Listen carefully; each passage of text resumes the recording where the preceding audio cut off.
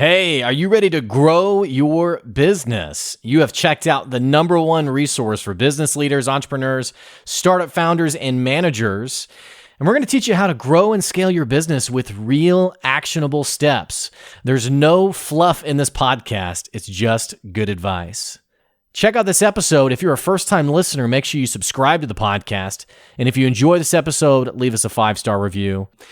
On today's episode, we're sitting down with Andrew B. Ryder, who's going to be talking about how you can build a content plan for your business that's built all around your strengths. If you're tired about generic swipe files, templates, content calendars that seem to bury pretty much everything unique about your own approach, and you want to actually do something that is easy to create and can actually get people learning more about what you do in your business, we're going to be talking about it today in this episode. It's a good one. Stay tuned. Here comes your good advice.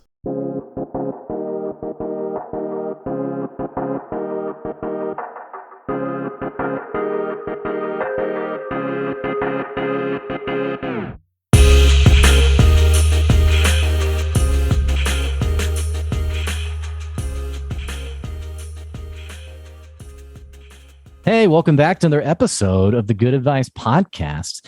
Talking today about content creation, really with your business, on the journey of entrepreneurship.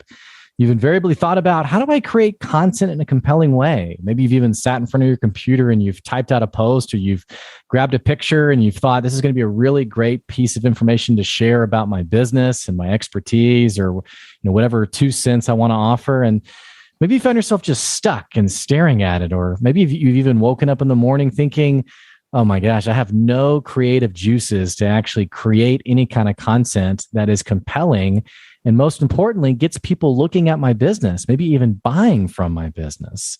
Well, there is a better way to think about it. We're going to be talking about it today. I'm sitting down with Andrew Ryder, and Andrew's going to be sharing with us how you as an entrepreneur, how you can up-level your content creation game and create an engine that's consistent, it's reliable, and most importantly, keeps you from having to spend more time on creating content than actually running your business. Andrew, it's great to have you here today. Hey, Blake, thanks a lot for having me. Well, I'm excited to have you join us today. Give us, I gave my spiel as to who you are. Tell us a little bit about who you are and what you do for a living. Yeah, well, my name is Andrew Ryder. I work with entrepreneurs. I like to say aspiring entrepreneurs, but not necessarily folks who haven't started anything yet, but generally in that realm of getting started, aspiring to start a business in generally coaching or course businesses, online businesses, and really helping them to create better content. I was having a conversation with someone the other day, and we were just chatting about content, and he said something I really liked. He said, content is king. And when you look around at all of the marketing messages and all of the content and everything that you're just being blasted with all the time, it's so important to have a message that resonates with people, that stands out to them, that grabs their attention, and you can, you build your entire business around gathering people up, casting a vision for them, and leading them on that journey to solving whatever problems or whatever it is that your business does for people. Mm-hmm. What does it look like for the new entrepreneur to really, I guess, kind of find their voice? Because I think we can all relate to that feeling of, okay, I want to create content. I want to be seen as credible, as an expert, as a thought leader, maybe. And you look at a sea of content that, whether it's on social media or just even courses out there, and you see a lot of people who are in the room, so to speak. I mean, everyone's sort of sharing their perspective. How can the aspiring entrepreneur find their voice and really offer their own insights in a unique way?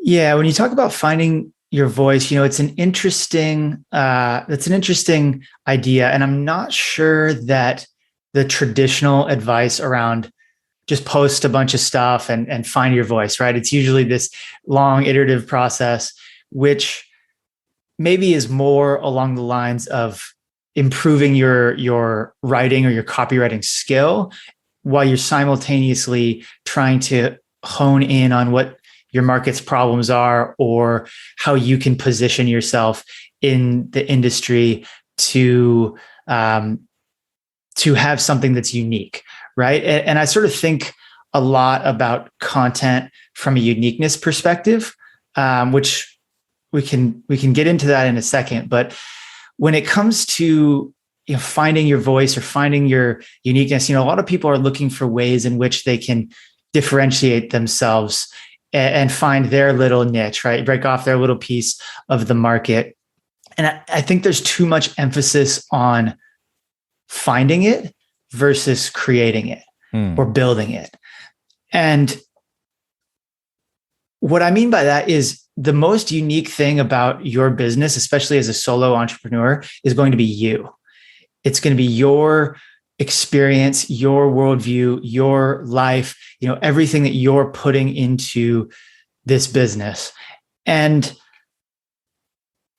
people are buying you before they buy any of your products and services, right? They're following you as a person because they want to achieve whatever result it is that you've achieved personally, or that you have helped other people achieve.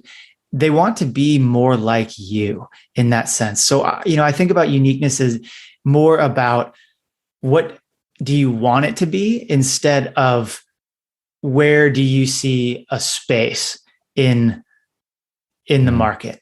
And I think that makes it easier to sort of conceptualize and then to attack it, as it's like, this is what I want to be known for. And so I'm going to start building the positioning, or going to start building the assets, or whatever it is that I need to do to put myself in a position to become that segment of the market. I think about, and I think a lot of people think about this, the person who's posting content and they're showing up every day. Maybe they're even in front of the camera and they seem very charismatic. They seem very confident. They talk about their area of expertise like it's second nature. But I think many of us as aspiring entrepreneurs, or those of us who maybe we're brand new at this game, it can be hard to find that confidence and really put yourself out there. Especially like I think about myself, one of the first times I ever posted on social media, I immediately got a comment that was like, you should delete this. Like, this is awful. And I was like, oh man, wow, this is not what I was expecting. So what's your encouragement for the aspiring entrepreneur to find that confidence and be willing to put themselves out there, even if it means being vulnerable to some really harsh criticism? Yeah. I heard this quote, I think it was a Joe Rogan episode or something a long time ago. And he said that Michael Jordan doesn't leave YouTube comments. They were talking about YouTube in particular, but the sentiment is that your best clients, your like people who are really going to invest in your business, who are going to invest in their future, they're not going around and trolling you on the internet. They're just too busy doing things that actually matter. And I mean, maybe there's obviously a difference between someone who's trolling you and someone who has a valid criticism of your point of view or of your argument.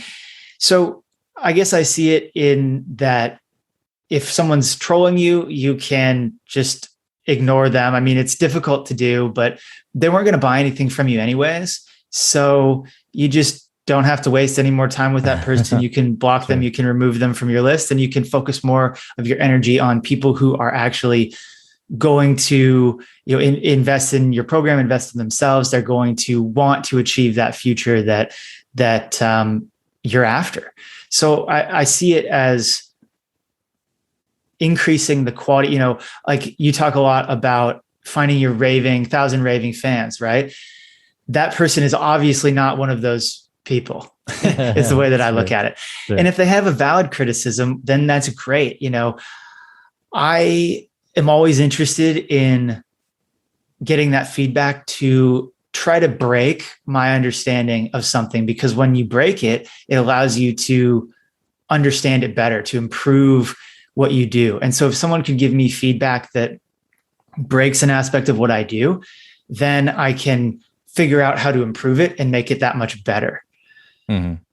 And I think that's a mindset that a lot of people struggle with, is they don't want to, like, you don't want to post because you don't want to be wrong, or you don't want someone to see you being wrong, because that's a failure, right? Or all of a sudden you're going to go viral and it's going to be so embarrassing, and all of these negative things are going to happen because you posted something that was maybe not your best work. Or even, if I go back and look at things that I wrote a couple of years ago, I just think, wow, I've really come a long way. That's the only way to put it, right? So, yeah, you were going to say something there. Speaking about, you talk about posting a couple of years ago and thinking about coming a long way.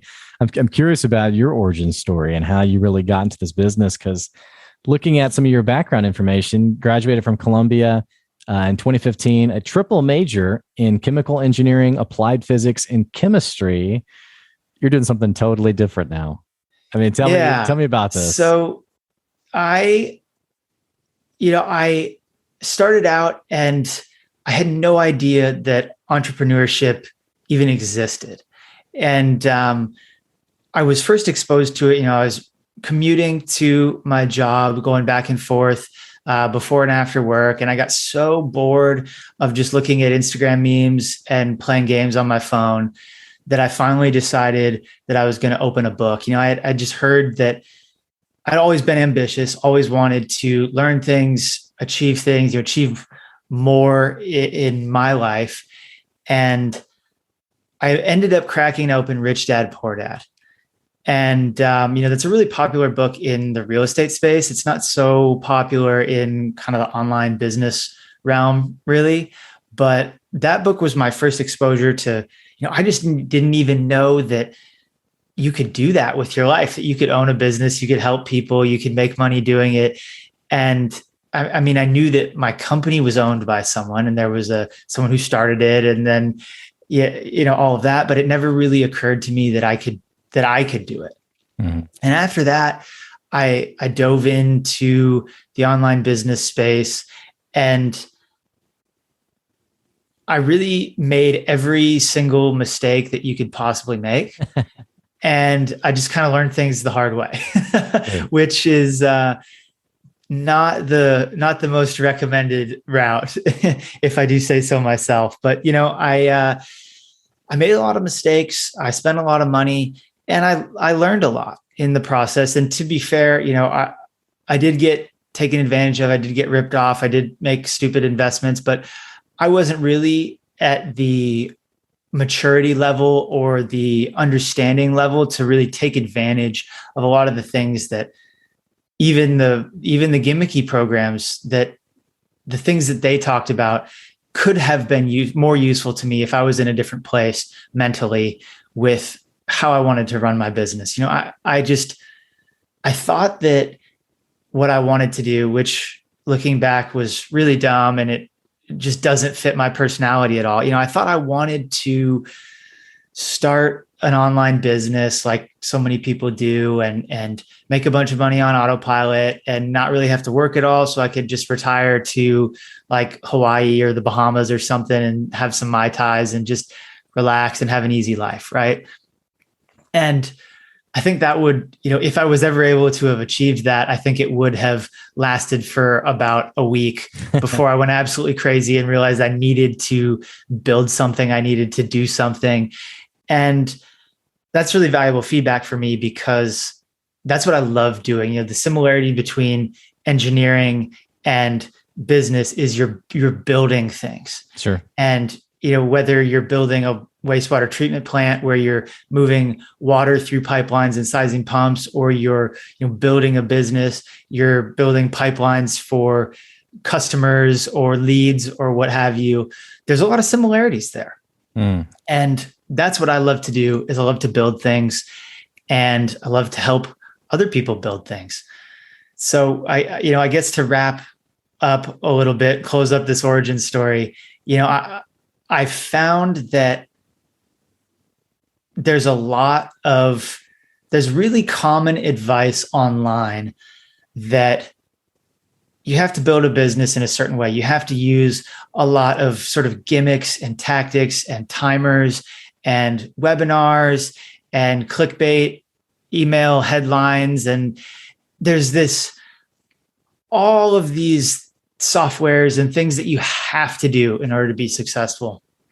And by trying to pursue all of those tactics and, shiny objects, I really just, the make money online industry is a misnomer. It's really the spend money online industry. Sure. And that's exactly what I was doing. And I just felt like someone needed to speak up about these problems and these ethical dilemmas that we're facing in this industry. And I really waited for a long time for someone else to do it.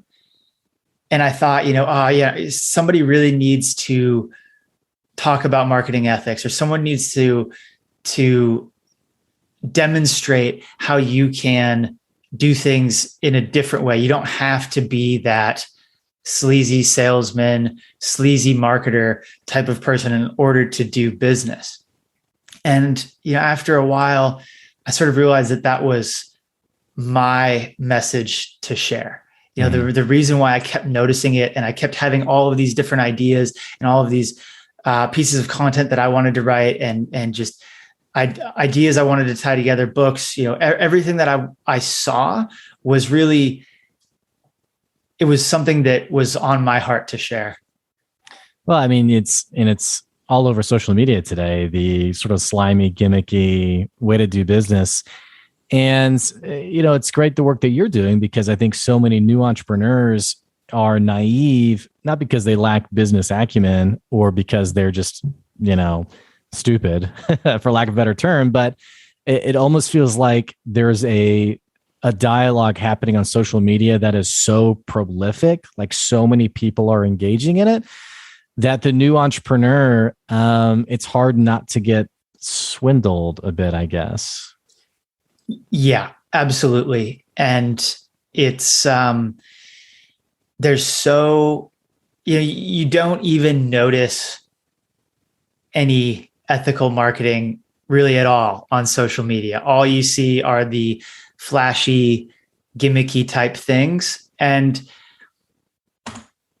I almost wonder if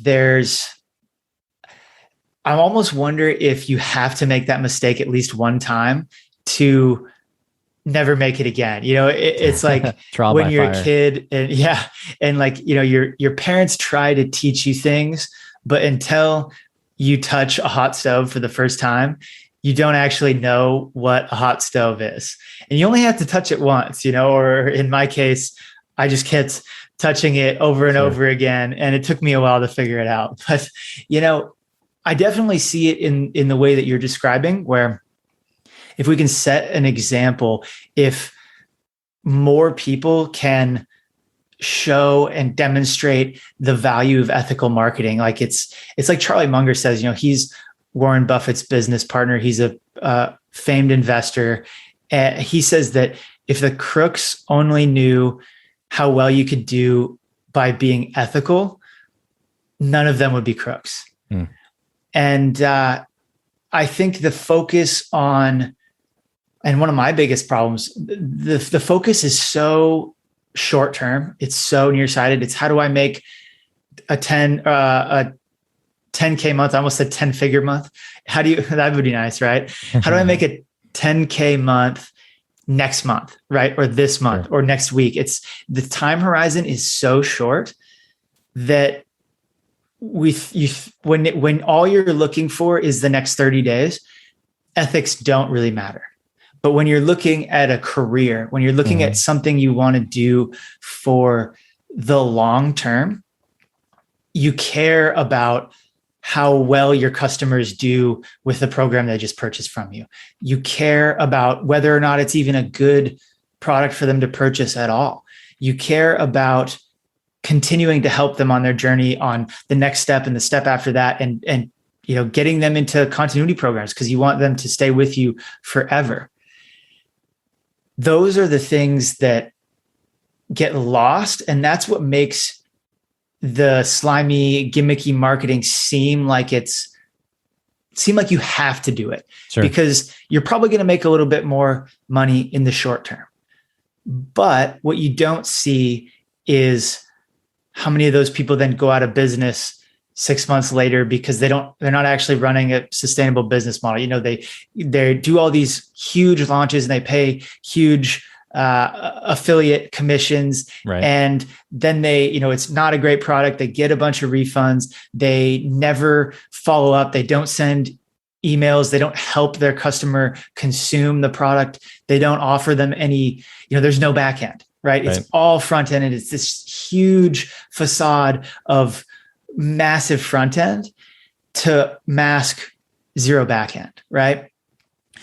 And it's almost, I was writing an article about this last week, but there's been a lot of buzz lately online about the Wall Street Bets community.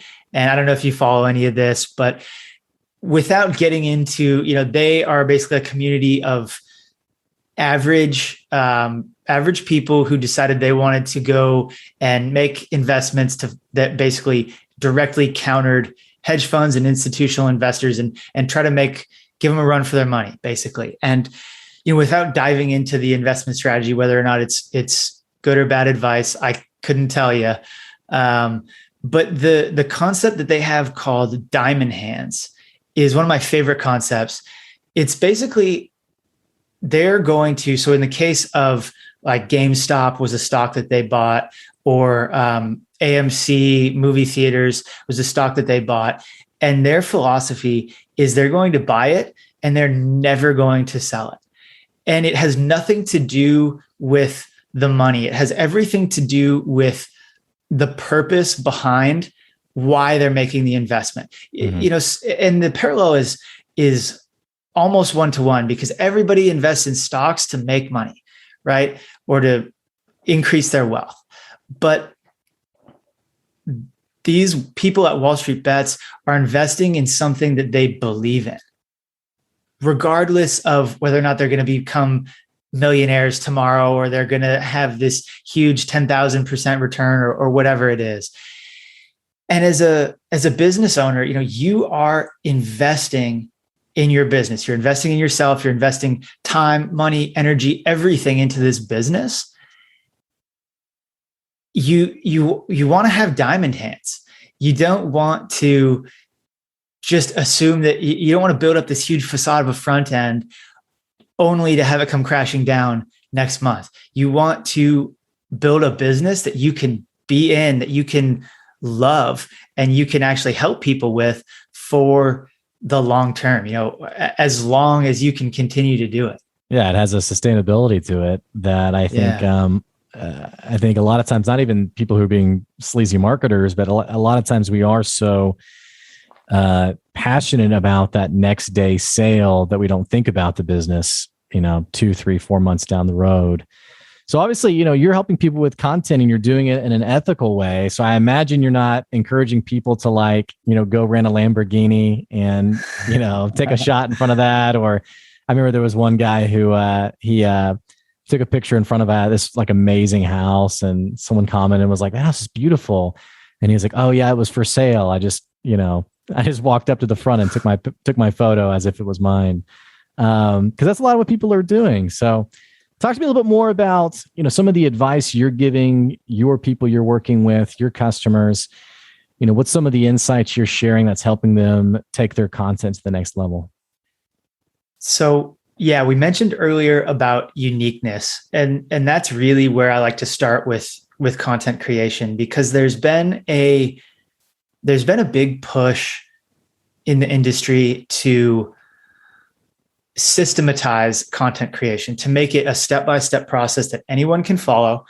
And I believe this was with good intentions to do this, to make it so that anyone can have a step-by-step. Here's what you post on Monday. Here's what you post on Tuesday, Wednesday, Thursday, Friday, right? You just follow this.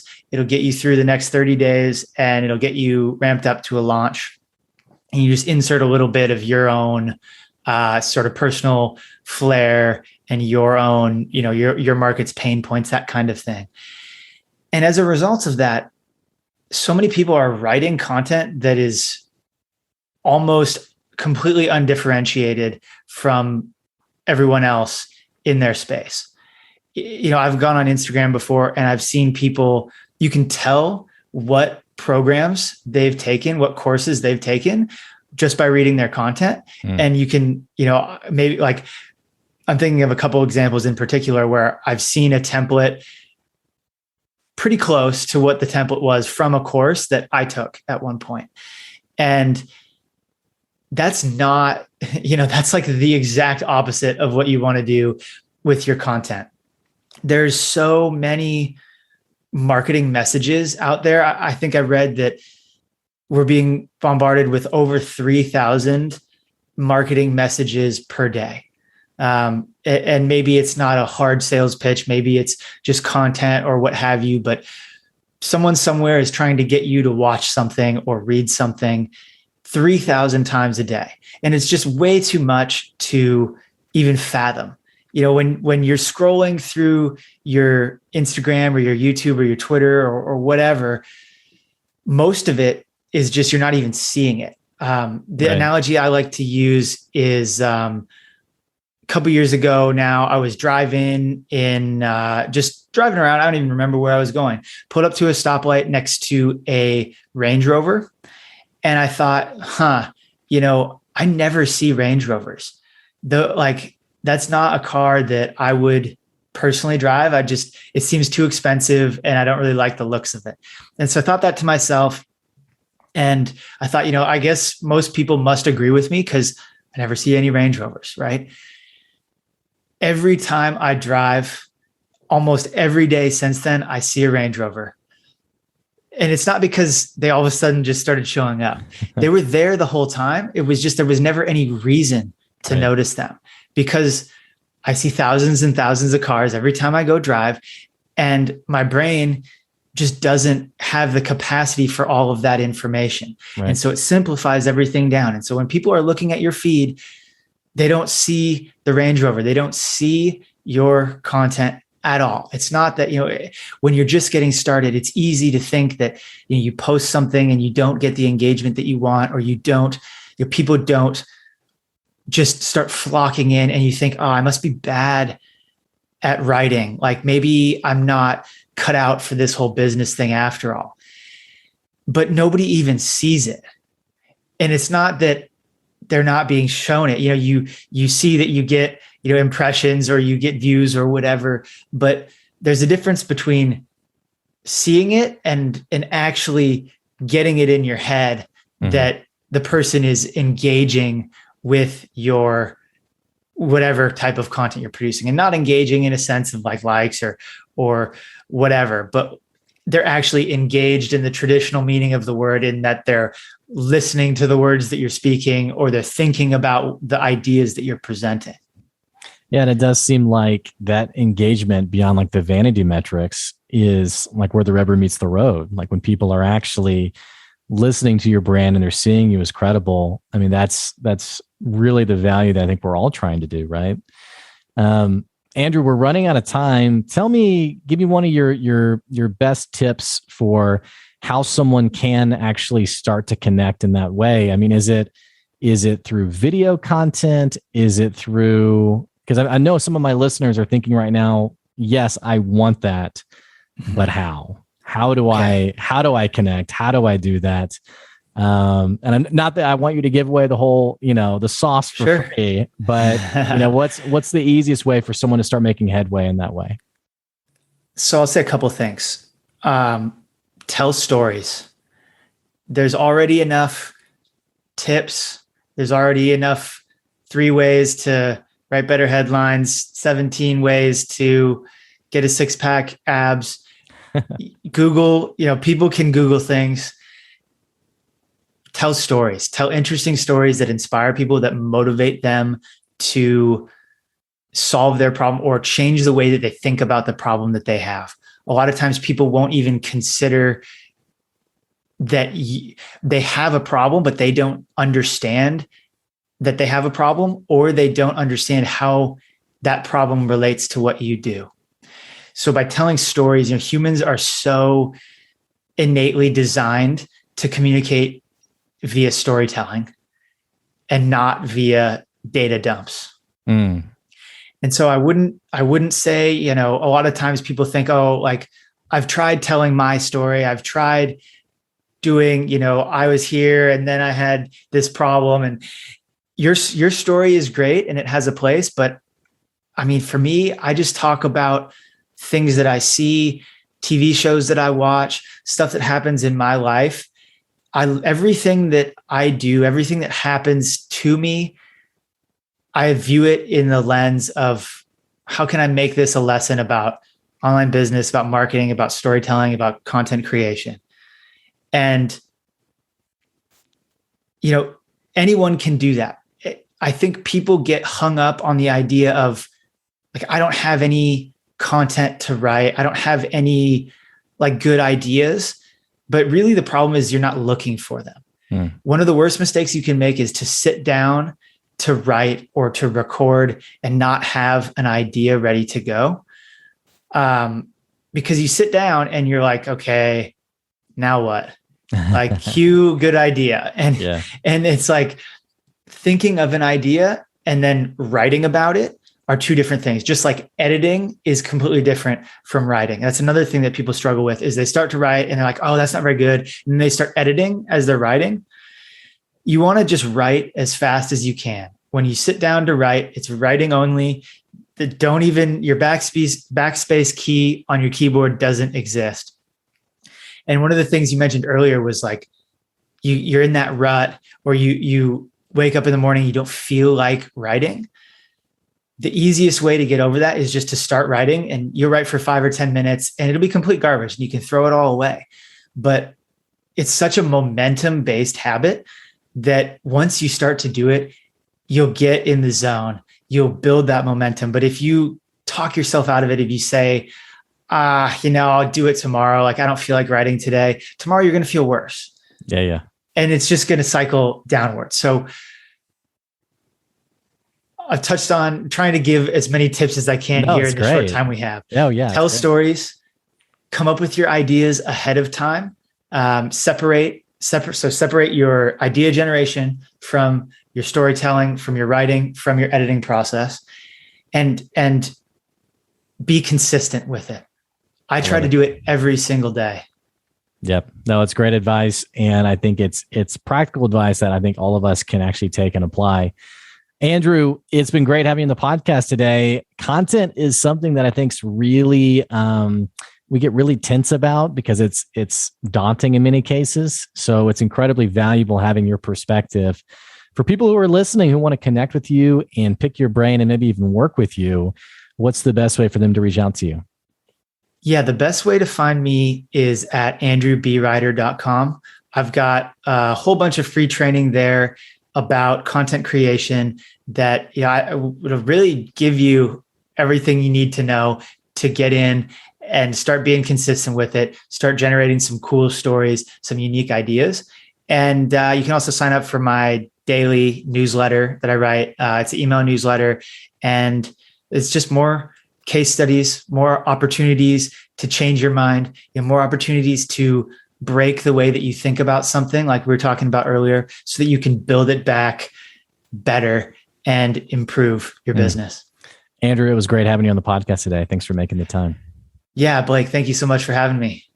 Hey, for our listeners, if you enjoyed this episode, what the heck are you waiting on? Click that subscribe button. Keep getting good advice wherever you are.